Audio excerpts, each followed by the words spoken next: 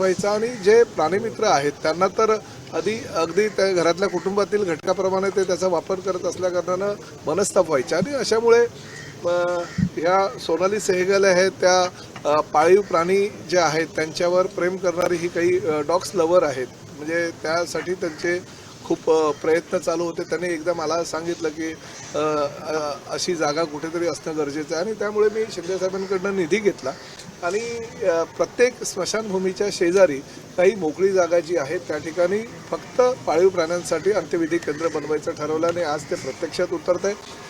ठाणे महानगरपालिकेमध्ये आज हे 545 स्क्वेअर मीटरच्या जागेवर अंदाजे 50 लाख रुपये खर्च करून पर्यावरणपूरक ही विद्युत दाहिनीची व्यवस्था आम्ही केलेली आहे. त्यामुळे ठाणे महापालिका क्षेत्रातीलच नव्हे तर आसपासच्या परिसरातील नागरिकांना त्याचा फायदा होणार आहे. पाळीव प्राण्यांच्या अंत्यविधीचं केंद्र तर आम्ही केलं आहे, पण भविष्यामध्ये डॉग्स लवर फार मोठ्या प्रमाणात आहे. तसेच भटक्या कुत्र्यांची संख्या ही ठाणे महापालिका क्षेत्रात मोठ्या प्रमाणात आहे.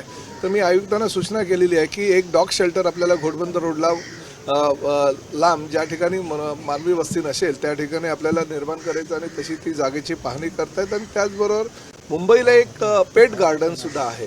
तर त्या मुंबईच्या पेट गार्डनच्या धर्तीवर फक्त पाळीव प्राण्यांसाठी एक पेट गार्डन ह्या महापालिका हद्दीमध्ये करण्याचा आमचा मानस आणि लवकरच त्याची घोषणा आम्ही करू आणि त्यासाठी निधीची उपलब्धता झालेली आहे. फक्त जागेची पाहणी अंतिम टप्प्यात असून ती लवकरच म्हणजे महिन्याभरामध्ये सुद्धा आम्ही त्याचं भूमिपूजन करू. त्यामुळे जे पाळीव प्राण्यांवर प्रेम करणारी ठाणे महापालिका क्षेत्रातील लोक आहेत त्याचा त्यांना खूप मोठ्या प्रमाणात फायदा होणार आहे.